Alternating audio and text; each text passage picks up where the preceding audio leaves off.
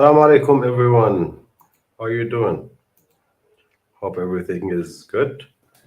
So, in today's episode, we're going to talk about the last conversation between Andrew Tate and Muhammad Hijab, which is like 2 days ago, I guess.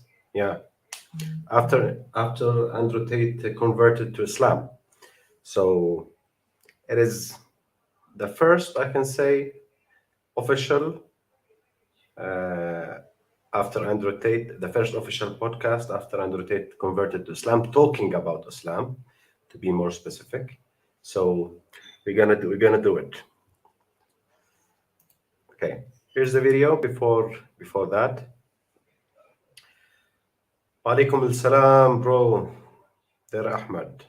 Alaikum salam. For anybody who want to comment in the chat, you have to be member of the channel, or you can send your comment by super chat. Dr. Wissam, welcome, Dr. Wissam. You love this topic, yeah. It is very necessary, bro, because a lot of Muslims are talking shit about the subject.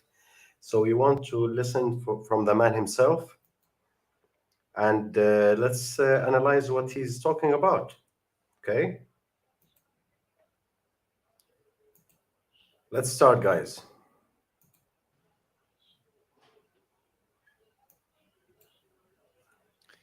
Assalamu alaikum wa rahmatullahi wa barakatuh. We are in the presence of a cultural icon, a physical specimen, a controversialist, a master orator, a champ. And we've also got Andrew Tate. That was smooth. I like that. I was sitting there thinking, I'll take this introduction. I'll take this. But thank you. How you doing, man? I'm good. G, you're good. This is Muhammad Hijab being funny. Yeah? Congratulations on your Islam, bro, man. Thank you, my friend. You know, the Muslim community really welcomes you, man. Yeah, it's been pretty divided. I've had a whole bunch of support. Yes. Obviously, there's been some people who are not quite pleased about the idea. I think when you have a passionate subject and people that are truly engulfed in an idea, you're going to have some degree of polarization. I think that maybe when you look in the online space, that might be your impression. But in reality, on the ground, I mean, that's definitely not the case. I would say the vast majority of people, 80, 90%, are completely happy about this. And it's just that the minority have a very loud voice. Well, that's exactly it. That's the whole problem with the internet as a whole, not just Islam, but Okay, let's comment on this. The minority have a louder voice, and that's applied on everything. Everything.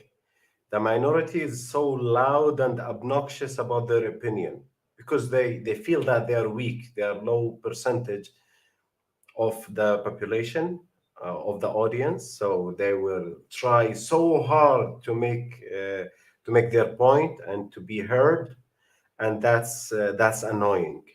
That's annoying.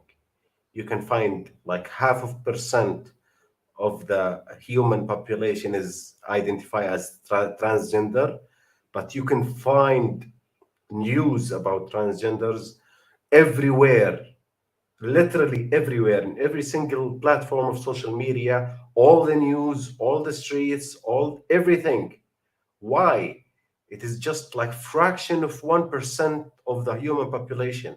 Why are they so fucking loud? Isn't that annoying? It is. It is. So we live in a day and age that we care about a fraction of 0.5% over than we care about the 99.5%. Isn't that ridiculous? It is to some degree. So that's why you heard a lot of backlash of Andrew Tate converting to Islam from Islamic feminist. Well, I do not advocate that term because there is no Islamic feminist. That's bullshit. Feminist is a totally different ideology and oppose of Islam. Like it is gynocentrism. It revolves around the female, let's say, the female privileges, rights. Okay, and Islam is not about that. Islam about worshiping God, worshiping Allah. That's it. So you can't be a Muslim feminist. You will be a hypocritical of one of them. You have to be hypocrite of Islam or a hypocrite of feminism. You can't be both. You can't be. I can't be a Christian Muslim. I can't be a Buddhist Sikh. I can't be. I have to choose one of them. Okay? So you can't be an Islamic feminist. So that's why they are so loud, obnoxious, and annoying, because they are minority and everybody hates them. They are not welcomed by them by the Muslim community everywhere. So that's why the liberal Muslims are so fraction of minority, and they got a lot of support from let's say big lobbies as politicians, as big countries, as big organizations, because they want this tiny minority to be heard. They support their ideology because it benefits them. Of course, Islam does not benefit them. That's why they will support this minority. So, yeah, as we know, they are loud, obnoxious, and annoying, and they cry a lot, they whine a lot. That's why you hear him a lot, you hear them a lot, but they are always, almost always, without identification. You will see them a lot online. You do not see them like front of your face. They do not have the balls to say that when people identifies them. You can see me, look at my face here, like 3 times a week at least. If you're not watching shorts, if you are watching shorts, you can see me a lot. This is my name, this is my face. I can speak loud and clear, and people can identify me because I'm not afraid. I don't give a fuck about what do they think. But for this tiny minority, they have fear of people accepting them in Muslim communities. That's why they're anonymous online by fake names, fake pictures, right? You feel like they're bots. Ahmed says, sad how these Muslim feminists are not happy about him coming into Islam. That they're treating Islam as their mama's house. Like, and that's fucking crazy. That's stupid for me. Islam is not your property. Islam is the religion of God. So you can't prevent people of becoming a Muslim. You can't. It is not your fucking house. No. I'm not happy about him coming to Islam, but angry about angry because he attacked their main beliefs, which is feminism. Yeah, he's attacking gynocentrism. So that's why they do not like him to become a Muslim, right? Yeah, that's why they try to attack someone like me. There is one, I guess once on Twitter, somebody was saying that I'm secular. I'm secular, you son of a bitch. Like, if you at least watch me, you will understand that I'm totally opposite, and I'm on the total opposite side of secularism. I talk shit about secularism all day. So how I became secular? You fucking idiot. I can't be secular speaking against feminism, liberalism, and non-religious. I can't. You fucking idiot. When you find out that your enemies are stupid and ignorant, you'll be happy because most logical people will agree with you. The fucking idiots and ignorant people will never agree with you. Why? Because they are fucking idiots. Yeah. Real life NPCs. Exactly, Ahmed. That's what they are. Real life NPCs. So let's get back to the video, guys. the internet as a whole is about vocal minorities that look much larger than they are, right? Yeah. And I agree with you, and I'd like to hear that. But the reason I know what you're saying is true is because it's the same even in my case in other subjects. Online, I have all this some kind of hate or people trying to disagree with me, but when I walk through life, I have 30,000 interactions with people, and not a single one's ever been negative ever. So it is crazy how the vocal minority is amplified on The social main media. thing to note, though, is that Islam, it completely wipes away your sins. I mean, most of the companions of the Prophet had done many things which are heinous and polytheism. And I mean, for us as Muslims, polytheism is the worst thing you can do. Yeah. And so there is a hadith of the Prophet Muhammad ﷺ where he states that Islam, it completely yuhdimu ma qabla. It destroys everything before. It means it wipes away. الإسلام يجب ما قبله حجاب. Islam يجب, not يهدم. يجب ما قبله, which is wipes out the previous sins that before you convert to Islam. That's all will be Control A deleted. You will be like born new person with zero sins. Thanks God. Alhamdulillah. Away everything before it. In other words, your slate is absolutely clean. Now, if there are some people who are actually coming and giving you a bit of a hard time, that's actually their problem. Yeah. Because in reality, honestly, bro, this is completely un-Islamic. I mean, so that's the first thing. There's actually a verse in the Quran, interestingly enough as well, which says that if you become a Muslim, إِلَّا مَنْ آمَنَ تَابَ وَآمَنَ وَعَمِلَ صَالِحًا, whoever repents and believes and does good works, then God will يُبَدِّلُ اللَّهُ سَيِّئَاتِهِمْ حَسَنَاتٍ, that God will change their bad deeds into good deeds. So how does that make you feel? Well, yeah, that's obviously fantastic to hear and good to know. And it's interesting because I've spent very little time paying attention to the negative comments because I don't in general. But on this particular subject, a few people were forwarding me like the profiles of somebody or of the people who were unhappy with my conversion, and they weren't living very Islamic lives themselves. So it's kind of funny to look at, you know. Exactly. Yeah, a self-centered bitch that called herself a Muslim is not happy about Andrew Tate becoming a Muslim.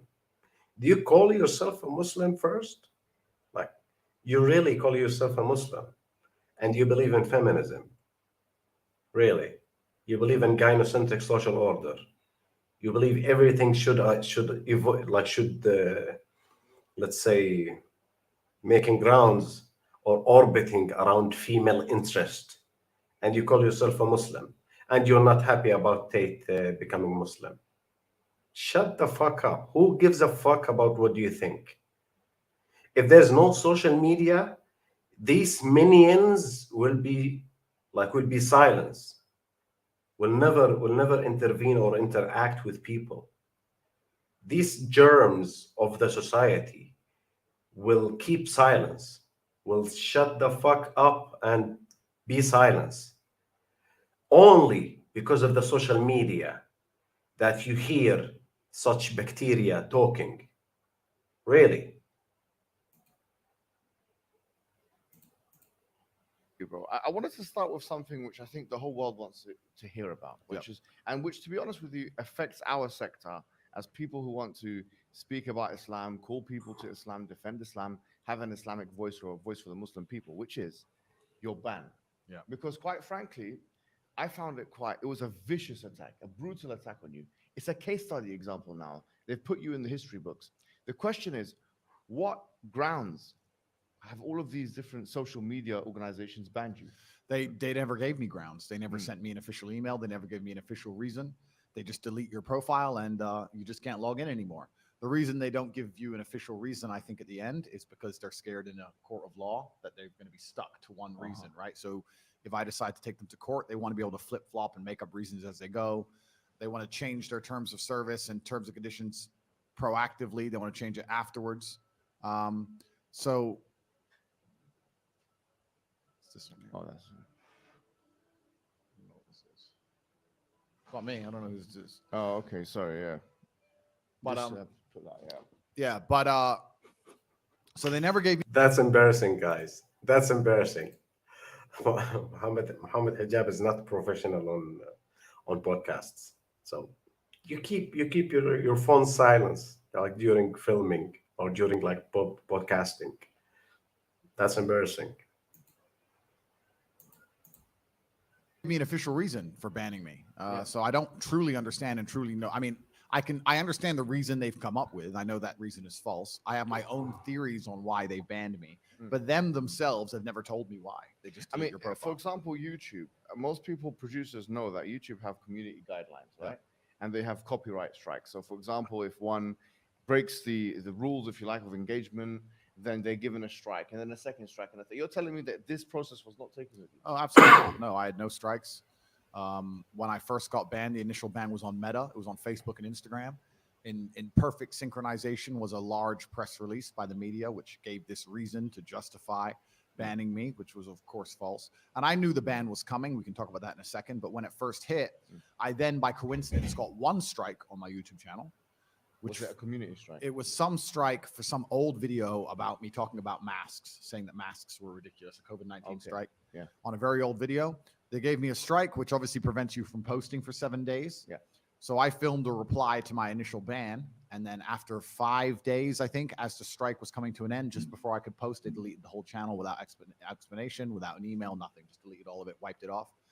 And the channel wasn't even in my name. This is what's funny about this. Yes, I was on the channel, but the channel was in the name of the producer. So it wasn't even officially my channel. My brother's channel got wiped. Like they just attack and just delete everything.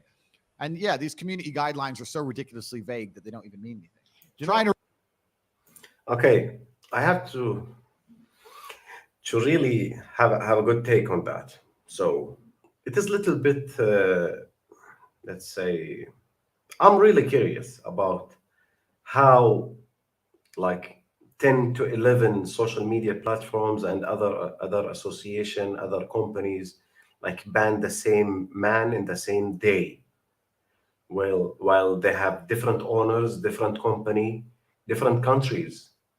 So how does that, like, technically, how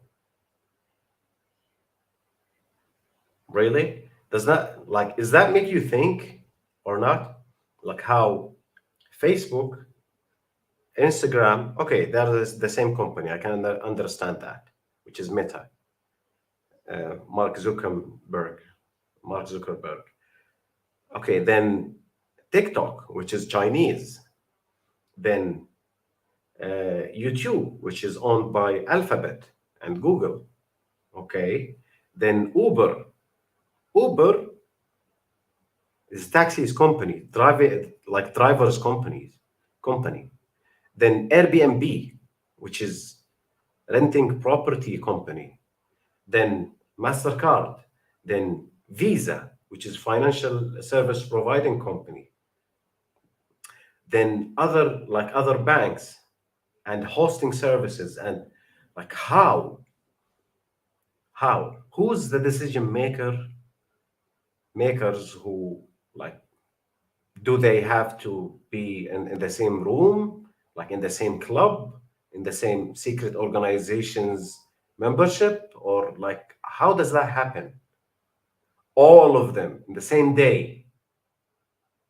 He says in 48 hours he was receiving emails, ban here, there, ban.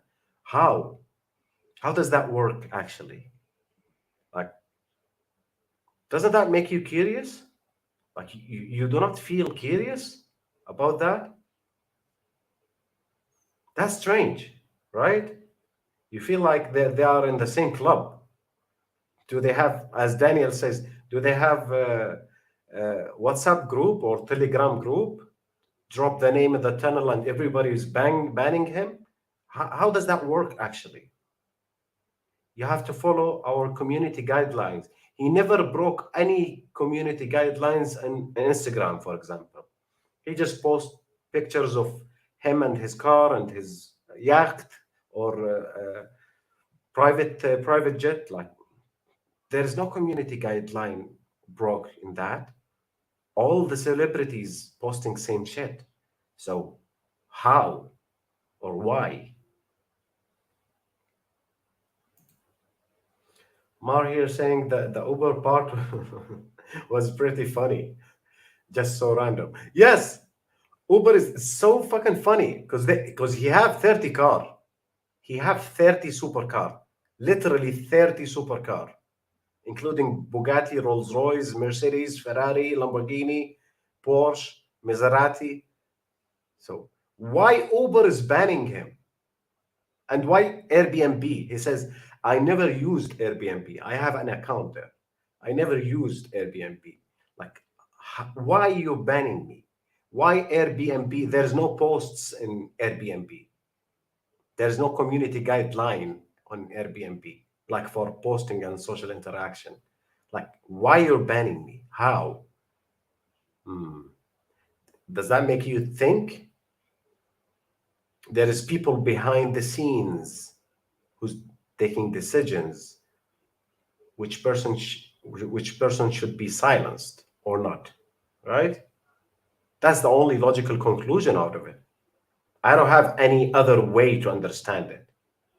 Well, like 10 to 15 company banning me in the same day, they have to have some connection and somebody have to take the decision, right? Hmm.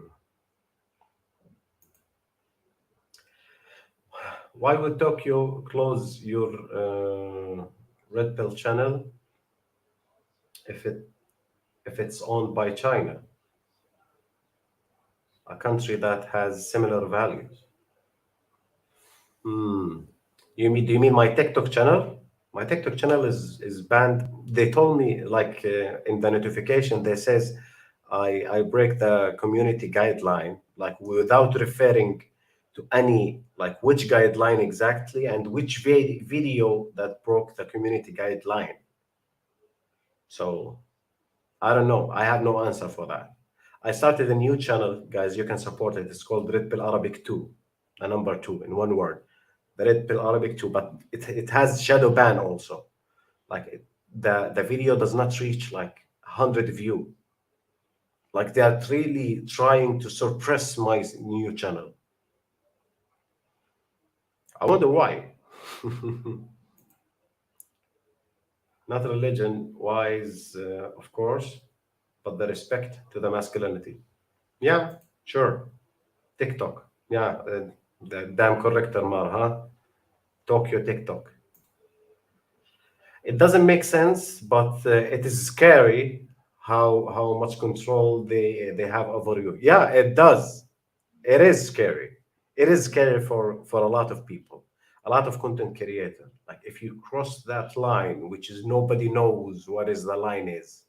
So we'll delete you from every single social media platform and banks and payment processors and Uber and Airbnb and Booking.com and everything.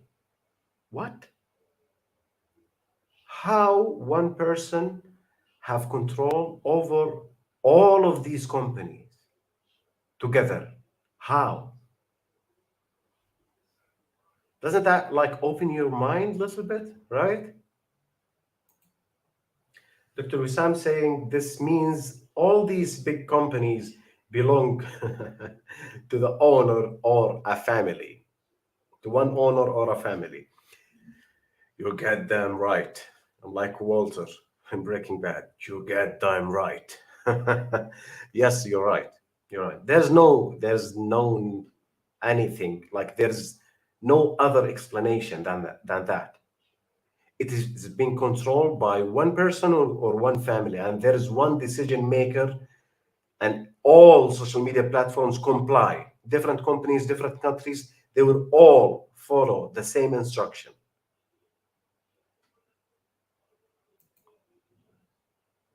Let's get back to it. Trying to read them is like reading garbage. It doesn't make any sense. I've been following the arguments online about this kind of thing. And obviously, one of the key tenets, if you like, of Western civilization is freedom of expression and speech. Yeah. And the main counter argument is that no, but YouTube and all these other companies, they're private companies. But why I would respond to that is that, well, these are private companies, but in many ways, they have a higher ability to uphold freedom of speech and expression than even the governments do. Yeah. So this is actually it's like an Orwellian state. Like we're looking at something which the thought police.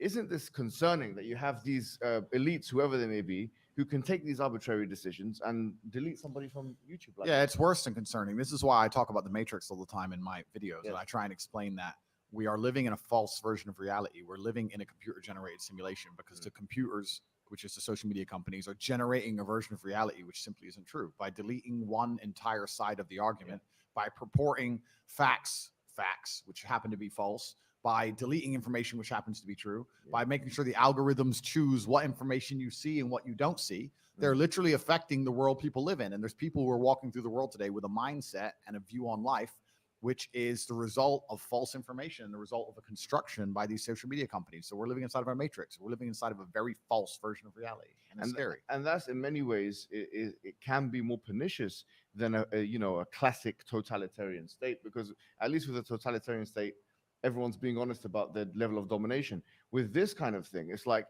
it gives you the illusion of freedom, do what you want, but then we'll control the narratives in other ways. Yeah, exactly. And I also think in most totalitarian states, like I don't think freedom of speech exists anywhere on the planet, but I do think inside of some states, you know what you can talk about and you know what you can't talk about, and it's pretty clear, right? If I were to go to Russia, for example, I would know what I could say and what I couldn't say without getting in trouble, right? But in the Western world, we pretend that's not the case. And I think that often they'll let you discuss many different subjects until you get to a certain point of influence, and that's when they get afraid of you. That's why the liberals is worse than the dictatorship. It is worse than the totalitarian. I'll tell you why. And that will make will make a lot of sense. When you are under liberals regime, he will let you feel or think that you have freedom of speech. Then you will exercise this freedom of speech and you will find yourself suppressed, or you will go to jail, or you will be deleted, okay, or you'll be killed. But you have freedom of speech. Well, that's false. That's false sense of freedom. When you are in totalitarian, let's say government, under totalitarian government or regime, you will know what you are not allowed to talk about, and that will be clear. Like if you're in China, do not criticize the government party. That's it. Do not talk about politics, for example, in general, and that's it. You can talk about everything else. So the lines will be so clear what you can talk about and what you can't talk about. But under the liberal regime, which is fake, self-centered, hypocrite son of a bitches, they will tell you that you have freedom of speech. But when you exercise this freedom of speech, they will delete you. They will attack you. They will destroy your business. They will destroy your reputation viciously. Why? Because you crossed the invisible line that nobody knows where is it. So that's why the liberal regimes and governments are worse than dictatorship. Because under dictatorship, everybody know where the line is. Like if you live in North Korea, you will know that there is red line, and it is very thick one, and like you can see the red line from 10 miles away easily. So people in North Korea, they understand what they can't do and what they can be punished for. They understand that. Okay? And liberal regime, no, it is not. It is not. They will give you that impression that you have freedom of speech. But if you cross certain line, which is you don't know where it is, they will fuck you up. It's easy. It's simple as that. Do you agree with me, guys? For the members in the chat, do you agree with me that the line is so clear under dictatorship? It is not clear under liberal regime. It's not just what you say, it's how powerful your voice is. I think the biggest problem with me is not the things I was saying, it's the fact that I became so monumentally popular. Yes. And if you're monumentally popular and you have a huge proportion of the youth and a large contingent of the population which are interested in your words, and you haven't sold your soul to the agenda, then they see, okay, he's a large counteraction to our methods and what we're trying to do here, so he has to go. So I think also you can be the victim of your own success in the Western world. So let me ask you this final question on this point, which is, you call it the matrix, we can call it the liberal world order. Yeah. Because the LWO. Yeah, that's accurate, guys. That's accurate. What Muhammad Hijab saying here is accurate. It is the liberal world order, which Andrew Tate calling the matrix. But the matrix is a little bit more deep than the concept of liberal world order. Yeah. Or whatever you want to call it. I mean, it's certainly a method of control. They've got their own ideologies. Liberalism, for example, second wave feminism, still, they're shoving it in our faces. Yeah. And obviously, you've said things which are totally antithetical to that, which in many ways could be argued to be the reason why they banned you, to be honest with you. Well, I'm against this whole idea of liberalism and tolerance as a whole, because one, it's hypocritical because these people are not liberal and tolerant. The people who are talking about liberalism and tolerance, they want us all to look different but think the same. If you think differently, then you're instantly a bad guy, right? They love the idea of someone looking different so they can pretend they're diverse and tolerant, but they want you to say the same things and believe the same things. Yeah. As soon as you step outside of their pre-approved script, instantly they're no longer tolerant and they're no longer interested in diversity of thought. So the first thing, it's very hypocritical. And secondly, I've learned in life that the easiest way to get people to accept bad things is to do it with a Trojan horse. You find some way to disguise it. Even the Senate does this. Even governments do this. They'll say, the green bill, this is to save the environment. And then somewhere on page 84 will be this little code about giving them all a pay rise. You don't want to look like the bad guy who says no to saving the environment, and they just sneak it in, right? It's very difficult. If you vote against saving the environment, you're terrible. And the media talks about how you didn't want to save the environment, and you have to sit there and try and explain on page 84, the MPs are trying to get an extra 45% money, and you're already on a back foot. And this is how they do it. They do everything with Trojan horses, and it doesn't matter what you want to name, even agendas that are pure of heart. Yes, let me take that away.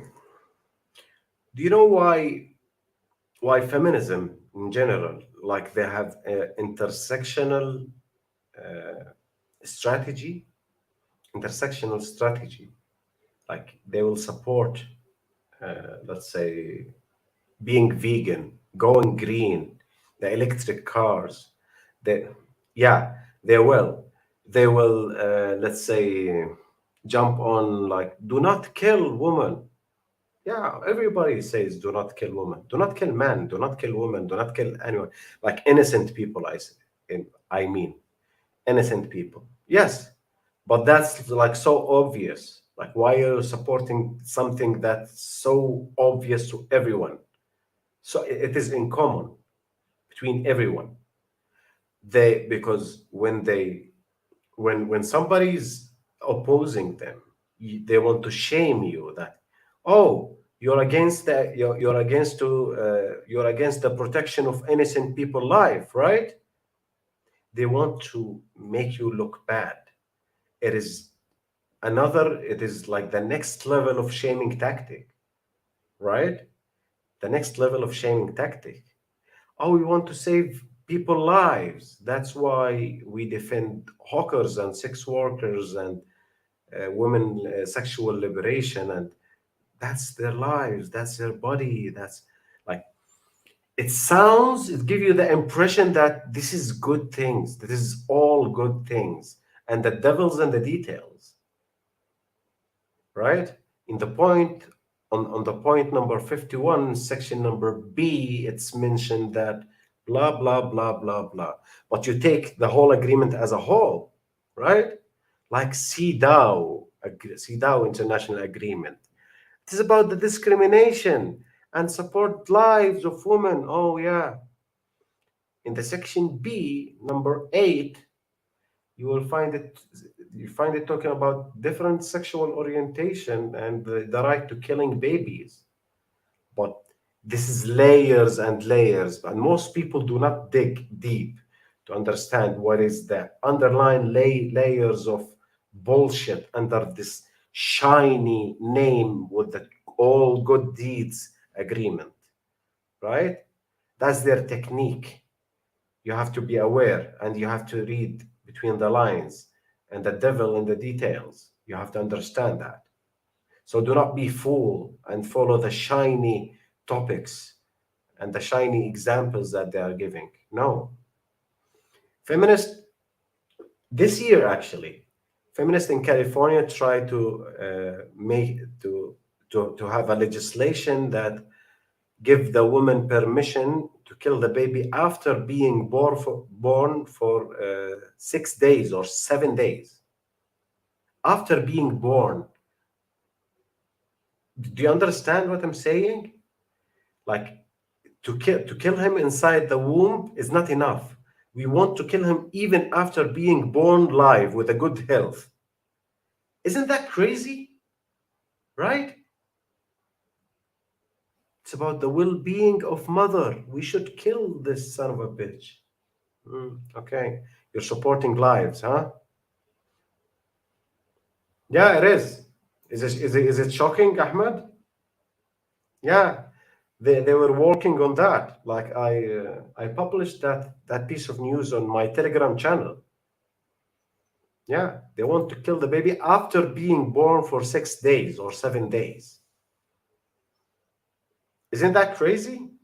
You're killing 50 million baby around the world, and that's not enough. We want to kill him after he got born. That's crazy. We advocate for women liberty. You're advocating for being murderers. No, no. Thank you. I'm good. Simple things, they end up being weaponized and Trojan, like you just said, second wave feminism and liberalism, all this crazy stuff. But the number one most dangerous one is this idea of tolerance. To sit and talk about being tolerant sounds like such a good thing that it's very difficult for someone to sit and say, no, I am an intolerant person. Now you look bad. But when they say tolerance and push tolerance to the point where absolute degeneracy must be accepted, that's the point. Yeah. Then you're a better person to not be tolerant. You can't be tolerant of degeneracy. You can't be tolerant of your own children seeing things they shouldn't see. You can be tolerant of the destruction of society. If they're going to sit here and say that, no, tolerance is the best thing ever, and then Trojan horse it and destroy the way humans interact, then I don't think tolerance is a good thing. Well, I mean, that's the thing. They've hijacked the phrase and they've used it in their own context. There's one particular political thinker, his name is Mumbai. He says something very interesting. He says that the West has not acted morally consistent. They've only acted strategically consistent. Yeah. And so it's tolerance when it's within your own borders or within a certain subsect of people, but then it becomes whatever it wants. It becomes a colonizing mission or a civilizing mission when it comes to the Iraq War, for example. Completely. If you look at all of Western foreign policy, I mean, they'll talk about we need democracy, we care about freedom. They come up with all this garbage. But the truth is, they'll support any side they want to support, regardless of whether they're democratic, regardless of what team they're on. They don't like you. Absolutely not nailed it. It's just about strategy at the time, and they have no true morals or true moral fiber. They'll just sit there and go, "What's the strategical best decision?" and they'll get it done. And yeah, that's Western foreign policy, and I think it's the same across basically the entire Western world. But this idea. When I hear people talk, that's why Churchill says, Britain have no friends, have no friends all time, but it does have interest all time. So if the interest force me to be your friend in this time, I will be your friend.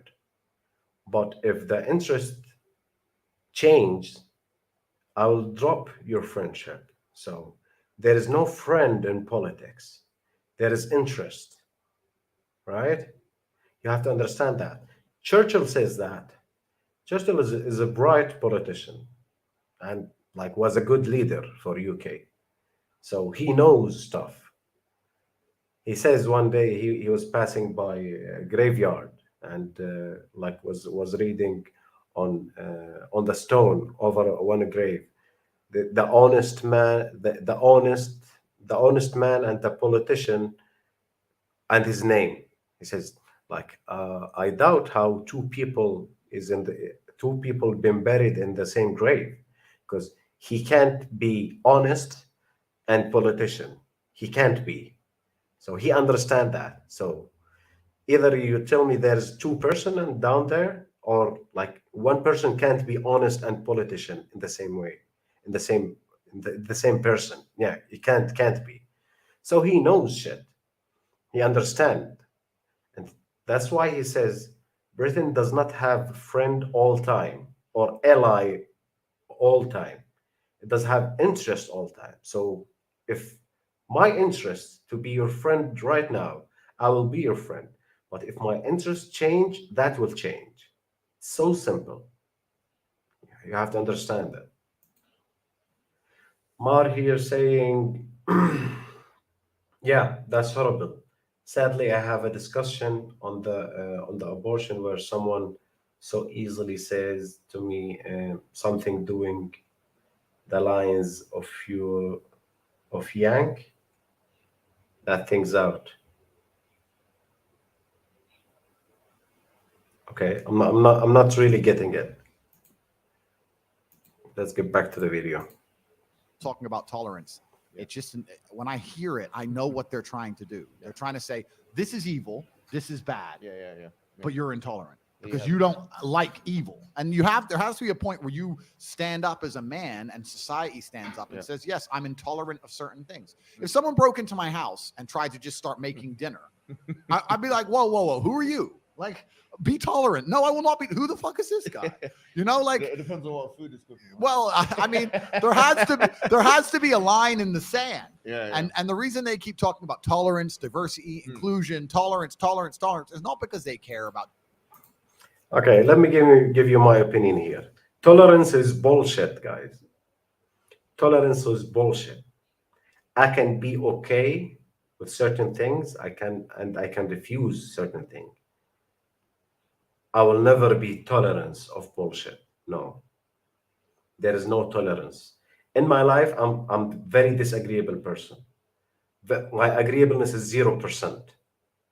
Like literally, I have scientific report saying that my agreeableness is 0. So my tolerance is 0. Okay? So I'm not a tolerant person. I will never be. No, I do not accept, do not agree, do not tolerate bullshit at all. And I'm okay with that. My life is amazing. I'm really happy with that. I accept things which I believe it's good, and I do not accept things which I believe is bad. Okay? And that's not willing to change at all. I mean, my way of dealing with it, it's not gonna change. I might be wrong about something being bad and it is good.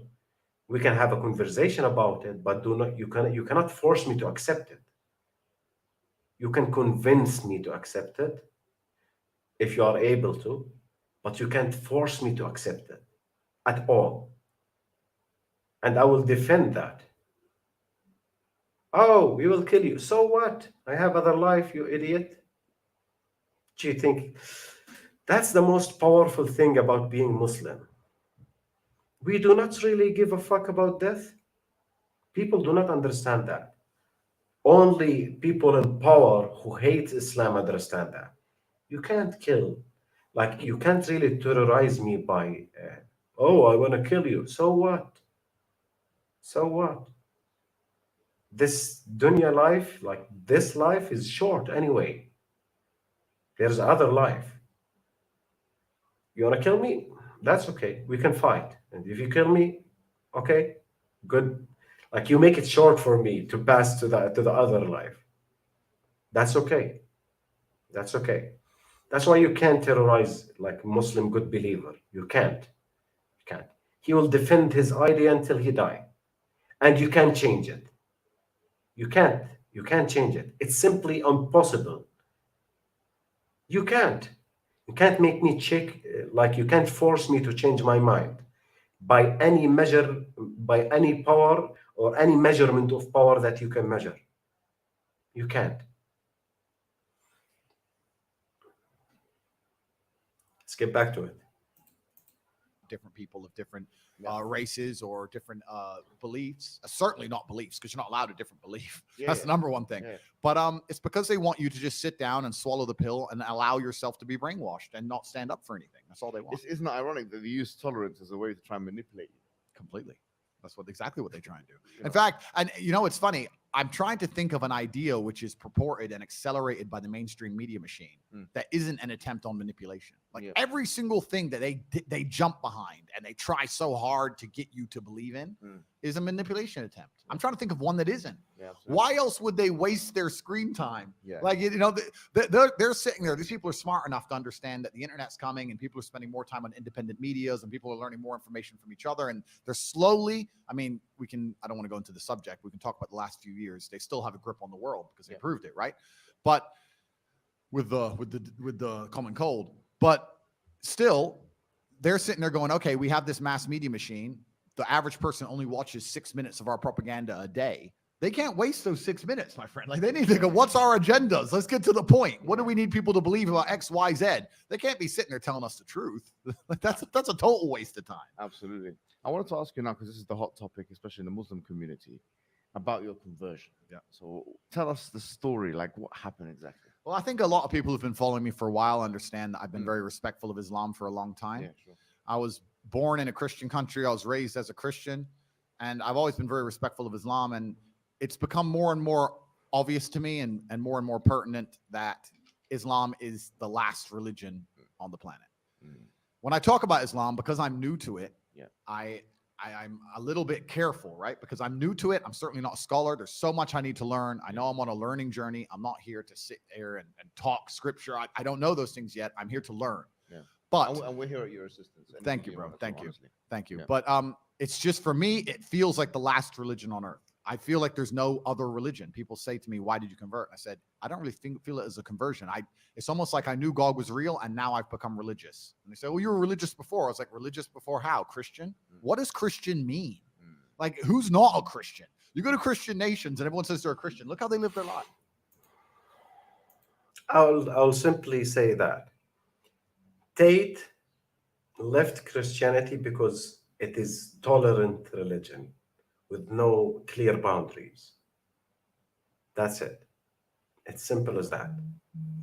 And he likes Islam, and he subscribed to Islam, if that's even a description, because Islam is intolerant. It have clear boundaries, and Muslim, like most Muslim, majority of Muslims follow the boundaries, especially the main ones. Yeah, that's why he's impressed with Islam. And that's why the liberal sheikhs and the simp sheikhs trying so hard to project Islam as a liberal religion. No, it is not liberal religion.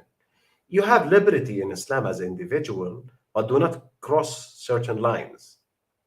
You can be entrepreneurial, like you can be creative.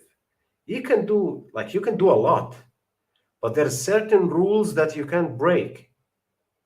And that's totally opposite of absolute liberty. There's no absolute liberty in Islam. You can't do whatever you want. No. And there's clear boundaries that you can't cross. That's why this man subscribed to or converted to Islam. That's why. And for all cute Muslims and cute imams and estrogen sheikhs and simp sheikh, liberal sheikhs, it doesn't work to change your boundaries for the satisfaction of the West or liberalism. It doesn't work. Get over it. Like, be a man. Have some balls. Do not compliment this bullshit and change. Like, you have to do not give a fuck about what other people think about your boundaries. I do not. The United States love me or hate me. I do not. There's more important things to believe in my life, which is the afterlife. Yeah. That's why I'm intolerant. I can't tolerate bullshit. I do not change my principles. I do not change my beliefs. We can speak about it. We can have open dialogue. You can try to convince me, that I'm wrong, but to force me to change it, no, you can't. You can't. You have to put me in the under the ground before you force me. Can't. Simple as that. That's why he's impressed with Muslims. If he see the liberal Muslims, he will never be a Muslim. That's my prediction. If he sees the liberal sheikhs, the liberal imams who modified the Islam to another version to please the West, he will never be a Muslim because he left Christianity because of it. Go into the average church. Is anyone actually fearful of God? Anybody? No. The girls are out on Saturday night drinking, and then they turn up to church because their parents made them. Like there's no substance to the religion, and also Islam very closely reflects my personal beliefs. There's no substance in the religion. There's no boundaries, and there's no one forcing any boundary in Christianity. That's why it doesn't sound like a religion.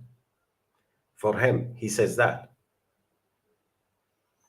Mar here saying basically means to forcefully through that thing, maybe out. Yeah, I got you.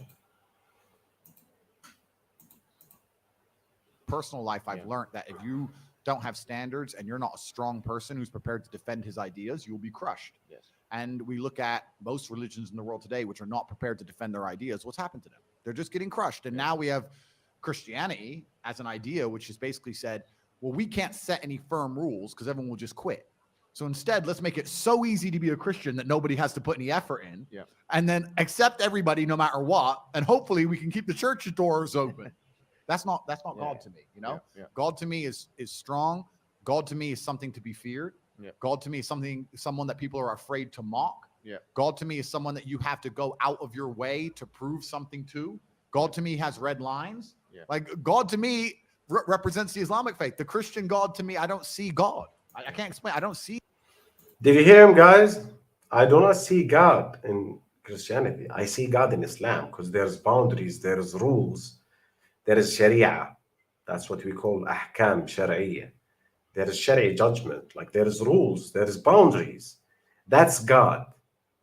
But God who have no boundaries, he's not a God. That's what he's saying. Anything there. So to me, it was the only logical choice in the end. Alhamdulillah, man. I mean, as you're saying this, I'm sure many people are like ecstatic and extremely happy. It's a great thing for everyone, honestly, because just anyone coming into Islam is the Prophet Muhammad ﷺ told us better than the world and everything in it. Yep. But imagine now somebody of major influence. I mean, you're the most Googled person on the planet. I'm not sure if you still have the top spot I think Putin might have beat me as of last week, but I think it's between me and Putin at the moment. But But I don't want to lose to Putin. Look, Putin's the big G. I don't want more enemies. Like it's fine, Vladimir. You can have it. I never thought I'd hear you saying that statement. Yeah. Putin beat me last year. Right? Yeah. I think we're certainly the most Googled. But no, it's definitely something beautiful, and a lot of people have. You'll be surprised at how many women as well. Like, because obviously the accusations of misogyny and stuff, which but a lot of women, alhamdulillah, especially in the Muslim world, they're absolutely happy. In fact, let me tell you a story. Just before I came here today, one particular woman, I can't remember her identity, but she's working as a school teacher in London, and actually, my friend told me that she was kicked out of school because they had this campaign against you in the schools. I'm not sure if you're aware of it. I've seen. Yeah, this was part of the cancellation. I did know about this. Yeah. So in British schools, they said, if you say anything good about if you say anything good about this person, or you have to be reported or prevent and if you say anything, you have to kind of combat his extremism or whatever it may be, right? So because when you became Muslim, she abstained from doing that. She said, I can't really do that because Islamic laws and it's backbiting and it's got honor in Islam and so on. And unfortunately, they fired her from the position. Wow. So you can see that this is the level of encroachment we're talking about. That's a good story, that hijab selling guys. He's saying about a Muslim teacher in London that they are like the London the school administration trying to demonize Tate and talk shit about him and do not support him for the young generation to be, let's say, to be influenced by him. And when Tate became Muslim, so he became a Muslim brother for her. So she stopped talking shit about him, and like she refused to anticipate in such a campaign, and they kick her out of the school. Yeah, they fire her. That's how much vicious the liberal regimes or the liberal ideology, and it is intolerant of such people. It is. It is intolerant. They fire her because she refused to say bad things about him. When she chose that decision because of her faith. I do not talk bad about other Muslims. No, I'm not anticipating. I'm not practicing that. They do not. They are not tolerant as they claim to be. That's bullshit. about here.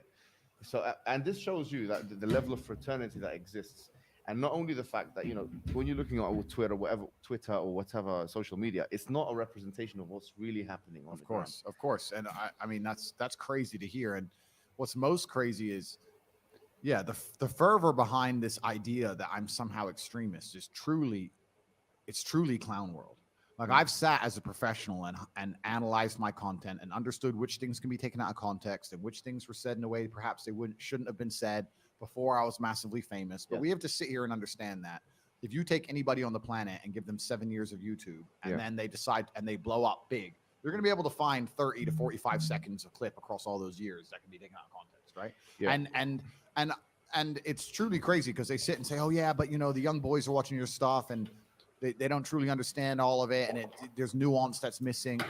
And my argument is very simple. My argument is, well, one, you're taking small clips out of context, and two, there's not a single piece of content on the internet that 14-year-old boy can't misunderstand. Name somebody.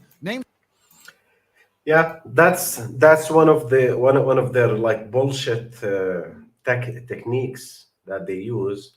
Oh, your opinion can be misunderstood. Everybody's opinion can be misunderstood. Even the holy books can be misunderstood. So if anything can be misunderstood, so you shut the fuck up. Let me express my idea. Discuss with me. We will have a civilized discussion. You'll have a conversation about it, but you do not silence me because you can't refuse my claim, right? But they don't. Your words can be misunderstood. That's bullshit. Anybody words can be misunderstood. So that's not a real argument. That's bullshit. Someone who's producing content on the internet that you would be 100% happy for a 14-year-old to drill artists, and so they say that. I mean, I live in an area. I'm not going to mention the names of the artists, but they're talking about going to this person's house and killing him. In the middle of a knife crime epidemic. Yeah. We have Lil Nas twerking on having sex with the devil in his music videos. Really? Like, we're going to sit here and talk about how children can be impressionable young children, and I'm sitting there saying there's no way I'm the worst person on the internet. That's not why they deleted me. The difference for them is, as you've mentioned, on those fronts, it doesn't matter to them because it's like, okay, they're consuming our hedonistic products or whatever it is. That doesn't change their worldview. Whereas what you're saying is ideological now. You're challenging the status quo of the LW, of the liberal world order. You're challenging second wave feministic notions. You are challenging some liberal notions. You are challenging ideas, commonplace ideas of tolerance. And George Orwell said it very well. He said that the more a society moves away from the truth, the more it hates people who speak it. Absolutely. And you're right. And I think even the basic things I teach, because some people have said to me, Andrew, all you teach about is personal responsibility, motivation, working hard, getting up and doing the right thing. I said, that's the absolute, those are the things they're most afraid of. If you teach people to have standards for themselves and to be morally strong people and to know right from wrong, then they can't brainwash you. Yeah. So that's what they're most afraid of. They're most afraid of young men waking up and going, no, I don't believe that. You have to believe it. No, I don't believe it. I don't want to. And I want to go do this. I want to go to the gym and be strong, or I want to believe X, or I want to be a moral person. they genuinely have a problem with baseline morality. Yes, yeah. Understand when some people recognize when I convert to Islam that there was a time I was an atheist. There was a time when I was atheistic. And the reason I am now so absolutely certain that God is real is because I've seen evil. I've seen shaitan. I've seen it. When you see enough evil, you realize that there must be an equal and opposite force. And there are people out there in the world today doing the work of the devil, genuine demons who are trying to destroy the baseline morality that's inside of all of us. We're all born with some kind of morality, and they're trying to destroy it. And that's exactly the Islamic understanding. That we believe that you're born with something called fitrah, which is the initial goodness. You're born with an innate belief, receptivity to believe in one God, and then that. That's a great point. That is a really great point. That he used to be atheist, like for a period of time, and he saw a lot of evil people, a lot of evil deeds, like around. Like if there's a lot of evil, so it must be. It doesn't make sense that not have an opposite side, a lot of goodness. So that's why when he was atheist, he said, that does not make sense. We need the opposite side. It does not make sense that a lot of evil, like without a lot of good. So that's why he came back to be a believer. Yeah, that's a great analogy, but that's a great perception. That is corrupted. In fact, there's a prophet, hadith of the prophet, where he says, كل مولود يولد على الفطرة. Every born child is born upon this initial goodness.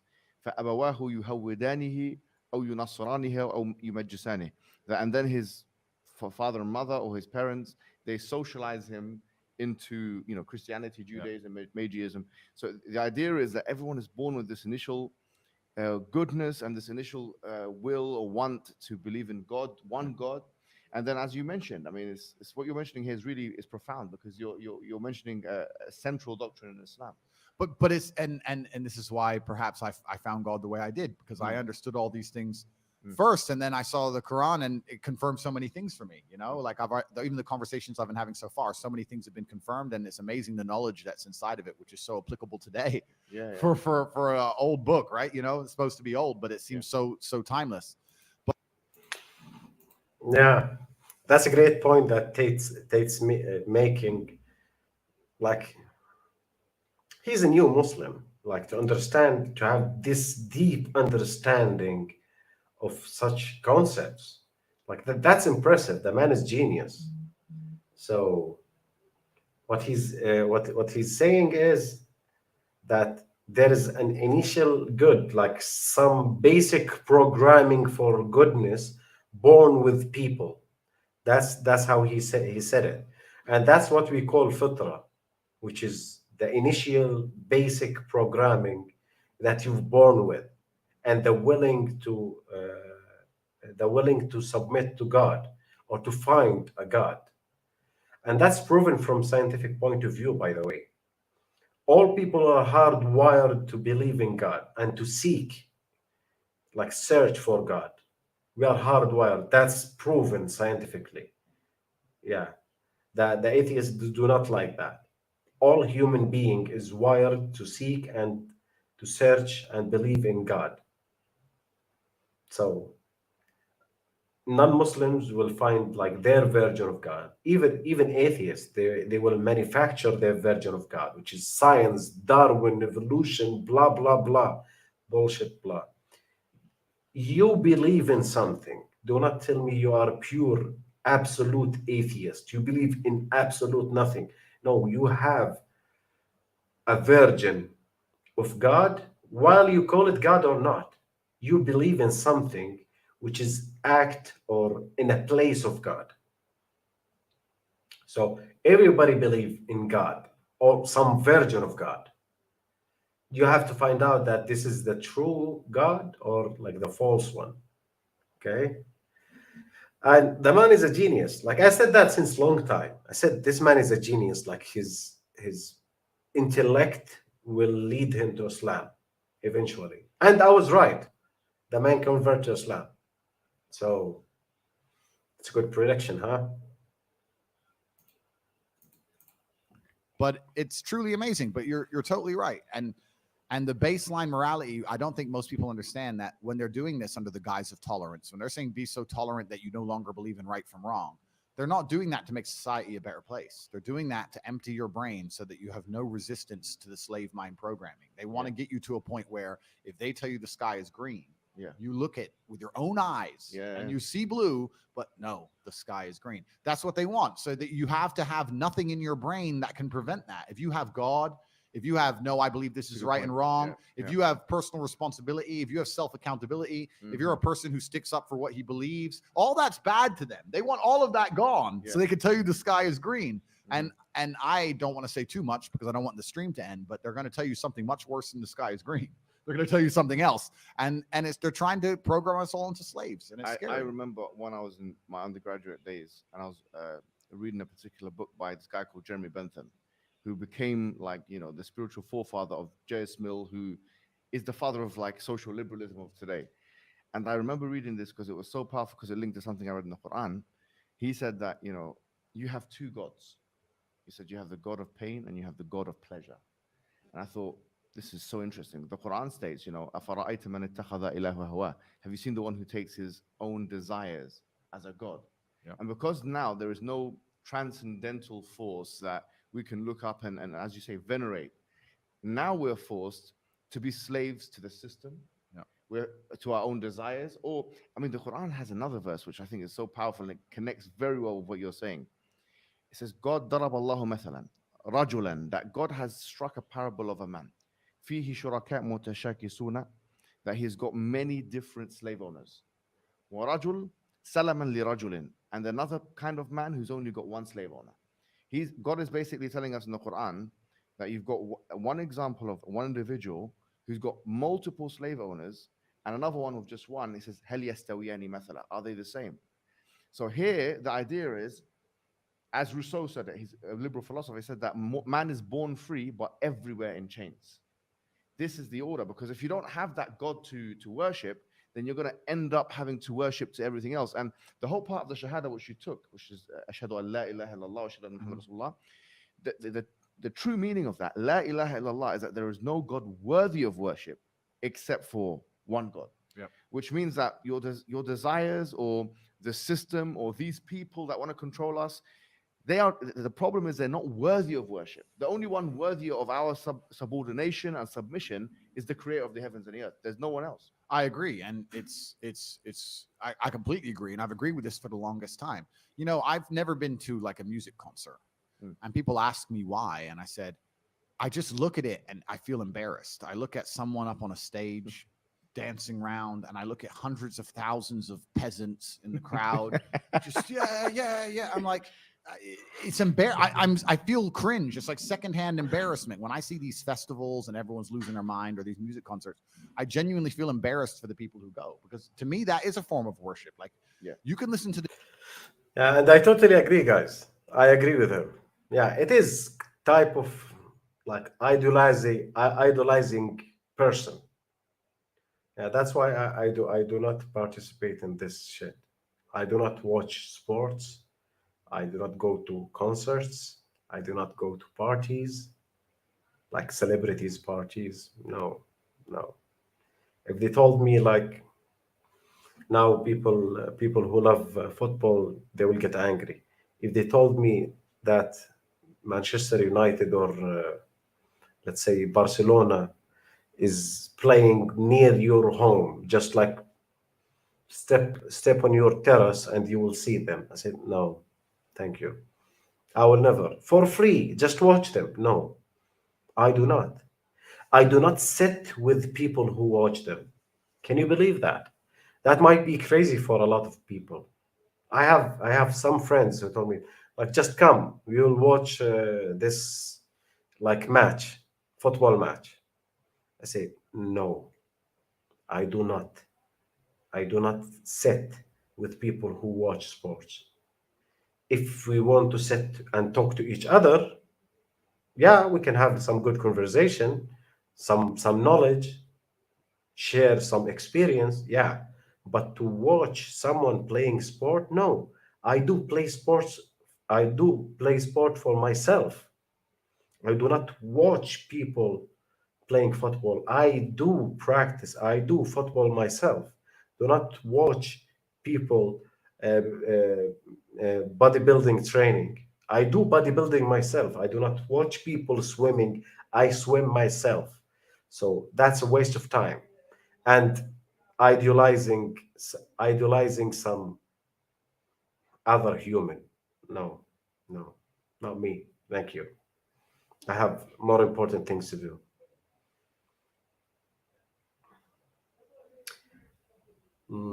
Ahmed saying, even if you go to stadium, I do not go to stadium. I do not. Yeah, I do not.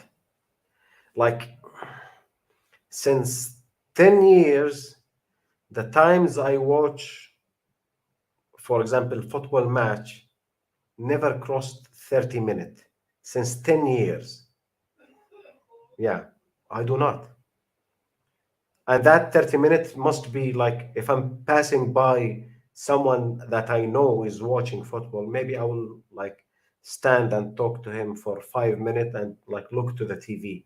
But I do not sit and watch people being successful, making millions, and I'm sitting just raising my hormones and no, no, no. Most of people who watch sports are crazy. Like they are easy to be manipulated, they are easy to be provoked, easy to be angry, easy to destroy things, easy to start cursing. For what? For what?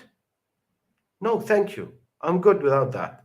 I'll read a book or watch a documentary or read a study or do something beneficial in my time. No, thank you. Or do sport myself, like actually in real life, exercising better than watching someone else. Yeah. The music at home for free. You're like, you don't have to wait in that line and stand out in the cold. Like I don't know. Perhaps it was a bit extreme, but I've always known that they're trying to give us false idols to some degree. And when I speak to atheists, they go, "Oh, I don't believe in God," but they've signed up so hard to the liberal woke agenda. They're as religious as anybody, but they're just believing in the wrong things. They're believing in degeneracy and they're believing in the work of the devil. So humans always need something to believe in. And it's a great thing you said about your own desires. It's like one guy I was talking to since my conversion says it's interesting that somebody with everything, all the Western world, everything somebody could want, Exactly. has now converted. And I said, yeah, because even before my conversion, I understood that hedonism is a black hole, and you can never fill it. You're never going to be able to have enough girls to be happy with girls. You're never going to be able to have enough money to be happy with money. You're never going to be able to, drink enough to be happy with drinking. Like it's a black hole and you can pour endless things down it, but you'll never fill it up. And you need to have some degree of self-restraint. And I've always been a very disciplined person. I've never made mistakes, but certainly, yeah, the higher power is going to give you more satisfaction in your heart than endless insanity. Absolutely, because I did see a clip of you making the same points. You were saying that I've done all of these things because the accusation is, well, you are the poster child of hedonism, right? Say this guy, you're talking about which before. Sorry to interrupt you. Yeah. But what's annoying about that is I'm absolutely not. That's what's so annoying about that because I know so many people of my net worth. I will sit here and say on the podcast before everybody and before God, voila. Never slept with a prostitute or paid for sex in my life. I don't gamble. I've never taken a drug in my life. Never. Listen, guys, this is very important. Listen, guys, listen what he's saying. Like most Muslims did not obey these rules or do not do these sins. Listen what he's saying. Never slept with a the podcast before everybody and before God. Voila. Never slept with a prostitute or paid for sex in my life. I don't gamble. I've never taken a drug in my life, never tried steroids, never tried weed, never tried cocaine ever in my life. Ever. Never. Yeah. Like I drank a bit of alcohol, smoked some shisha, smoked some cigars, and spent most of my life as an athlete, working hard, 12, 14-hour days, making money. I look after my family. So for me to be, they go, you're the poster boy of hedonism. I say, I know so many people who do so much worse than me. I really don't do that much. I'm not gambling. And from our perspective, if you've done all of that, your slate is clean. Which is amazing. But it's just incredible to me that especially at my level of net worth, right? I grew up in Luton, poor on a council estate, Yeah, and now I'm pretty financially successful. And once you Yep. get past this line and you meet these other people who are as rich as I am, Yep. yeah, they get a boat, they put 100 girls on it who are paid for, a big pile of cocaine. That I don't do any of them things. Like I'd stand by and say I'm one of the for a man with a bunch of money from a council estate. I'm as pretty behaved as you can possibly hope for. So. No, I feel that in you. And obviously, you are in your previous life. You were the world champion in kickboxing. That requires a certain level of restriction, discipline, and these kinds of things. I do think that this is kind of like a misconception. Yeah. I mean, people think that it's part of your marketing. It's probably self-induced marketing. It's part of your marketing engineering strategy that you've engineered yourself as, this is my life. But in reality, though, is it fair for me to say that if something doesn't have proper meaning and purpose for you, you won't really enjoy it? Yeah, I think a lot of people, in fact, the number one thing I hear from people who meet me in person is, I've had so many people meet me and they're like, you surprised me. I'm like, why? Like, you just work and you just sit on your phone or you just work on your laptop. And, like they thought I'd be this crazy guy running around being crazy. And they realize I'm extremely restrained. Yeah. I'm very careful about everything I do. What's your routine like? Okay, so it's a good. Okay, for a lot of people, like the general public, that they watch Andrew Tate and they think he's having fun 24/7.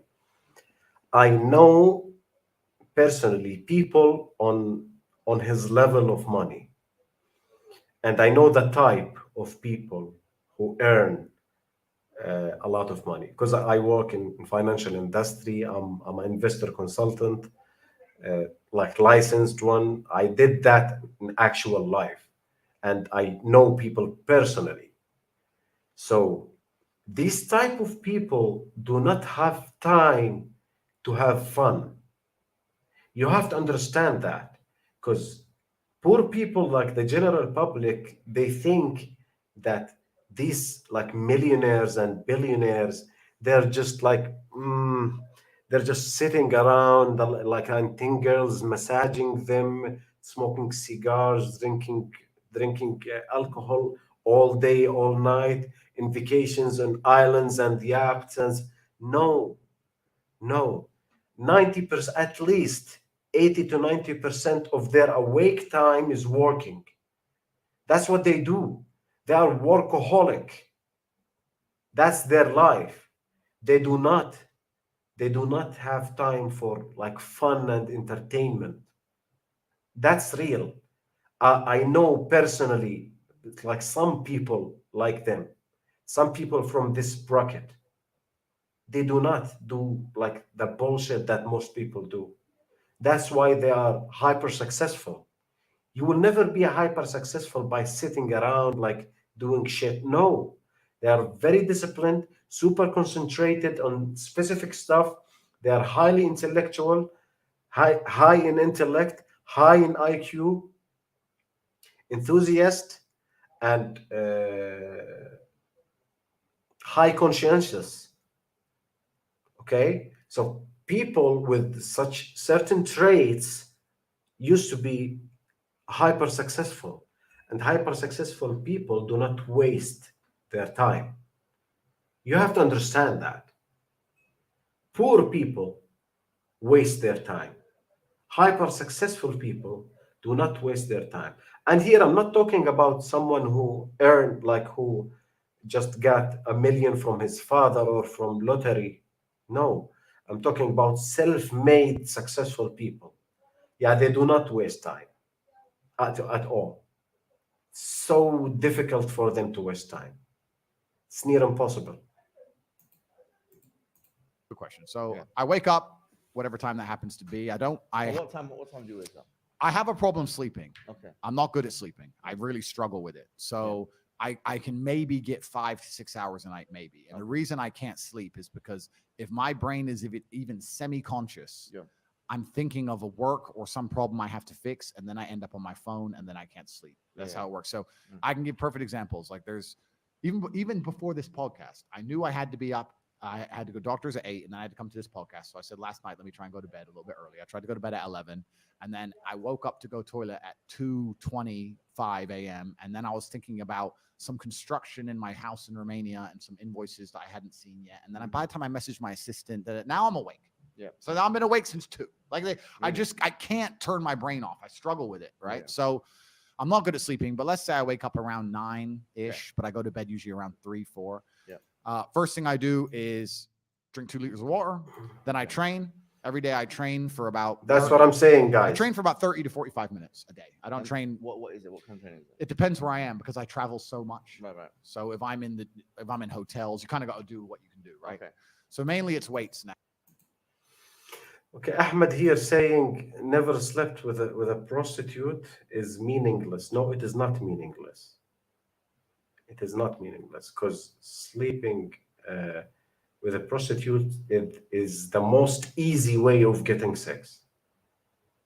Yeah, so it is not meaningless. The most easy way to have sex is to buy it. So if you never paid for sex, that means you never chose the easy way to achieve things. And he can buy it. He worth like over 500 million. So he can pay for as much as sex as he want. But he do not. So it is not meaningless.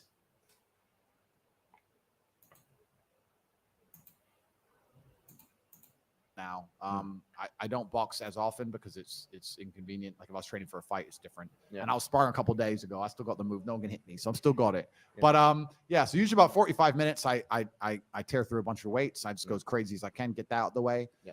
Bunch of coffee. I'm a coffee addict, I guess. I don't know if that's still allowed. I hope so. Yeah, But it is. okay, good. Because I love caffeine. I believe caffeine's a miracle drug. So I'll have 2 or 3 coffees, another 2 liters of water. I only eat dinner every day. I don't eat breakfast. I don't eat lunch. Yeah. And then from there, it's just completing tasks. I have something to do. I have a podcast with you to do, or I have somewhere to go, or I have to go. Maybe sometimes it'll be something good, like pick up a new car or a new watch. But if not, I promise you now, I spend every waking second on my laptop or staring at my phone running the empire. That's all I do is work. Life to me is work. Life to me is work at the point now. Sleeping's work. I only sleep because if I don't sleep, I wouldn't be able to work. Wow. If I could work without sleeping, I wouldn't sleep.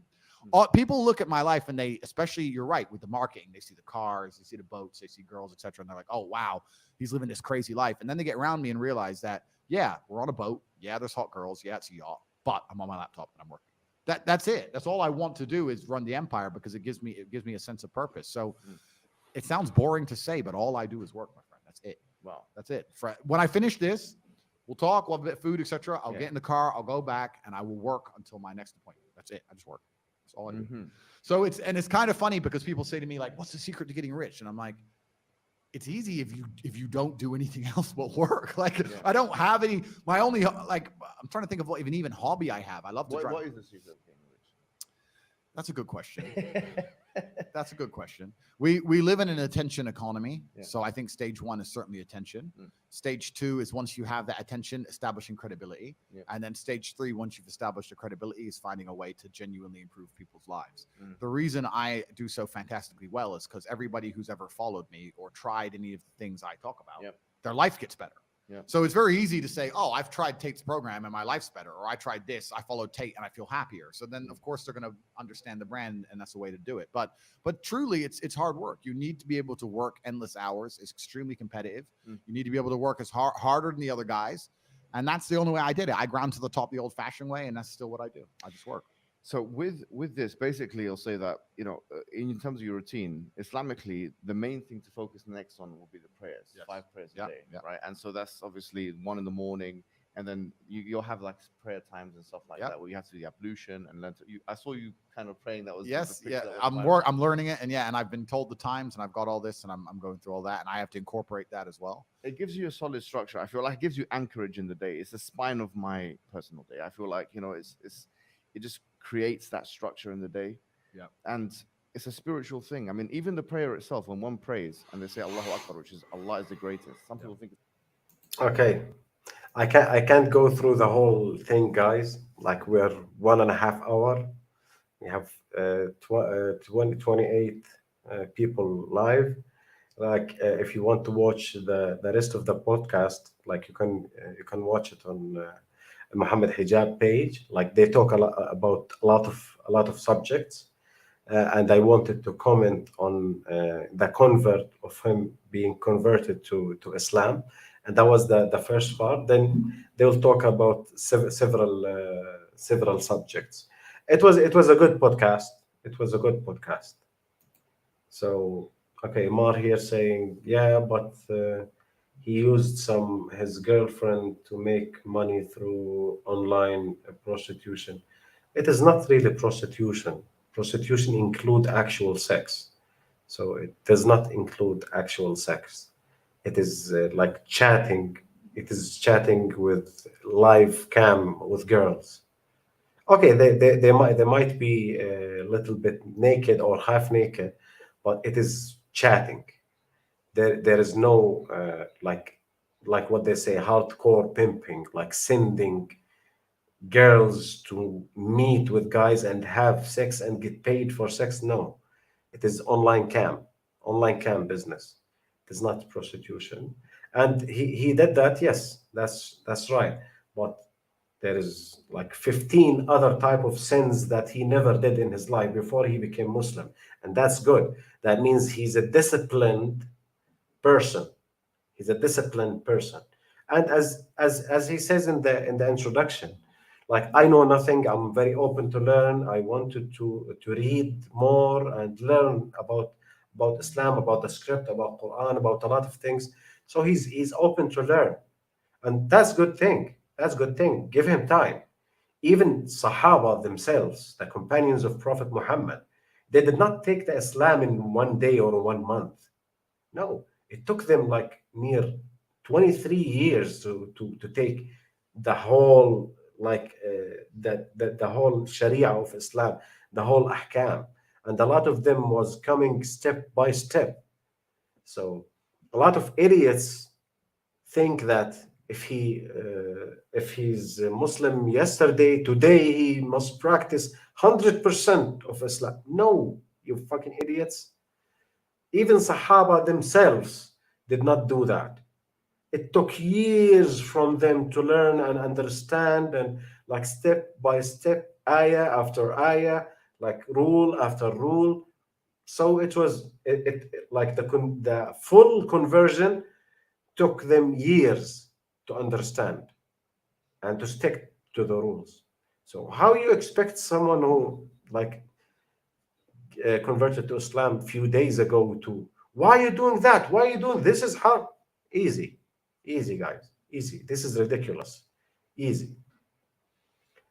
Okay, I will end it here, guys. Like for who want to watch the rest of the video, it was a good video. You can watch it in Muhammad Hijab page, and that was a good thing that Muhammad Hijab do. It's better than telling Dr. Jordan Peterson that Prophet Muhammad used to work for for his wife. His wife used to be his boss. That bullshit that he was saying. So you did better job, Hijab, with Andrew Tate. Yeah, great live, Coach Kareem. Ahmed is saying is a great live. Thank you, Ahmed. Appreciate it, bro. Guys, support the channel if you can. Like we are growing, we are doing better and better. Alhamdulillah, the views is getting higher, the subscribers is getting better and better every day. Support this channel because there's no sponsors of this channel. The sponsors do not like the way I talk about stuff. They do not like to spread such knowledge about the differences between men and women. They don't like people who talk about intersexual dynamic. They do not like people who talk about against feminism and liberals and like this shit. So we do not have sponsors. This is all like solo effort. You can support the channel by the link in of PayPal in the description, or be a member of the channel. you can contact me through my website or send me an email at info@redpillarabic.com, info@redpillarabic.com for booking a coaching session or counseling session. If you want to cooperate with me or collaborate with me as a content creator of another channel or a TV station, you can contact me through the email also. Best wishes for all of you guys. Take care of yourself. Thank you for watching. Oh, we got a super chat, I believe, here. Mar, appreciate it, Mar. We got a $10 super chat. Does the concept of only men ask for women's hand extend to when a man does not respond to a woman's message online on places like Half Our Deen? No, like from cultural point of view, traditional point of view, and Islamic point of view, who ask for marriage is the man. It's not the woman. Women do not go to men ask them for marry her. That's the man job. The woman will agree or disagree. That's why the rules of the nikah contract, which is the marriage contract, the Islamic marriage contract, is called nikah contract. One of the main fundamental conditions is ijab and qubul. Ijab, which is the man asking. Qubul, which is the woman accepting or declining. Like if she declined, it will never happen. If she accept, the man have to ask for the woman to accept. That's ijab and qubul. And this is one of the fundamental conditions that the nikah contract can't be done without. So it is the man asking, the woman accepting. Okay? So the woman do not ask and the man accept. No, no, no. It's opposite. Thank you for the $10 super chat, Mar. Appreciate it. On places like Half Our Deen, this is the dating, the Islamic dating. I'm not familiar with how do they work and what is the mechanism of like how people get to know each other, and like I never used any one of them, so I do not know, and I do not like to give an uneducated opinions on things. So I do not really know. I do not have information about how do they work to give you my opinion on such things, especially the apps like Musmatch or Half Ordine. I do not really know. But I believe Half Ordine is a good one because I know the founder of it, Baba Ali. Like we have a great conversation on this channel on it. You can find it in podcast in English, which is the playlist of English podcasts that I have in this channel. Like, check for it. Playlist called Podcast in English. I'm saying in regards to someone just starting conversation for introduction purposes. Like generally speaking, I do not support that. I do not support that because unnecessary interaction between men and women, which is muharram, which is ghuraba, which is he's not your related, like he's not your brother, father, son, uncle, like he's not blood related to you. To start a conversation with like an unnecessary conversation, necessary means like if you're buying someone from the supermarket something, if you're dealing with a doctor, if you like that's necessary, very necessary thing. But to start a conversation and you're hoping to have a relation and to get married to this guy, which is I do not support that. No, Mars, sorry.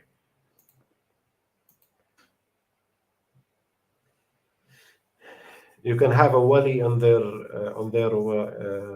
who can direct contact and control the profile just for your information.